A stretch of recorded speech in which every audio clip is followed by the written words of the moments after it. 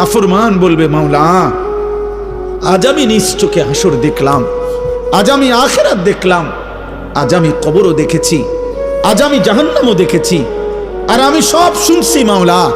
আপনার জবান শুনলাম, ফেরেশতার আওয়াজ শুনলাম, জাহান্নামের গর্জন শুনলাম, সব দেখছিও শুনছিও। কাজেই আজ আমি নিশ্চিত ইন্না মুকিনুন, আজ আমি কবর আখিরাত হাসর মিজান ফুলসিরাত সব বিশ্বাস করছি। অতএব আজকে আপনি আমাকে এই আখিরাত থেকে হাসরের মাঠ থেকে আপনি আমার আরেকবার দুনিয়ায় পাঠান। আমি যদি এবার যেতে পারি না আমাল সালিহান, নেকামল করব, আমি নেকামল করব।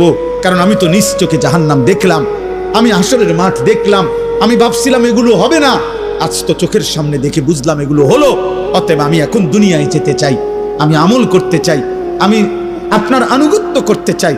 দোস্ত আল্লাহর কসম, বেনামাজি ছেলেরা, এই আব্বা তোদের প্রত্যেককে বলি বাপ, আল্লাহর কসম তোদের নামাজ পড়তে মন চাইবে রে বাপ, সেজদা দিতে মন চাইবে, সেজদা দিতে মন চাইবে আব্বা।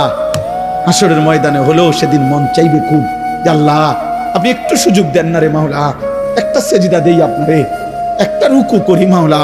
আমার সিরিয়াল আইতে তো হয়তো দেরি আছে মাওলা, আমারে তো বিচারের জন্য হয়তো সিরিয়ালে আরো পরে ডাকবে, এই ফাঁকে আমি আপনারে একটা সেজদা দেই। আল্লাহ বলেন ওয়ালাউ শি'না লাআতাইনা কুল্লা নাফসিন হুদাহা। এই নাফরমান, আমি চাইলে তো দুনিয়াতেই প্রত্যেককে সেজদা দিতে পারতাম, দেওয়াইতে পারতাম, আমার আনুগত্য করাইতে পারতাম।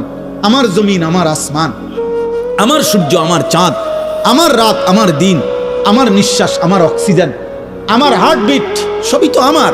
আমি চাইলে পারতাম বান্দা, আমি তো বাধ্য করে আনুগত্য নিতে পারতাম। কিন্তু যদি বাধ্য করেই নিতাম তো পুরস্কার দেব কেন? তাইলে আর পুরস্কার দেব কেন? তাইলে আর জান্নাত জাহান্নামের কি দরকার? বিচার আচারের কি দরকার? আখিরাতের কি দরকার? হাসরের মাঠের কি দরকার? কারণ আমি যাকে বাধ্য করাইয়া সেজদা করাইছি, তো সেখানে তোমার কৃতিত্ব কি? আর তোমার যদি কোনো কৃতিত্ব না হয় তো পুরস্কার কি? আবার কথা বোঝেন নাই? ওয়ালাউ শি'না লাআতাইনা কুল্লা নাফসিন হুদাহা। আমি চাইলে পারতাম বান্দা,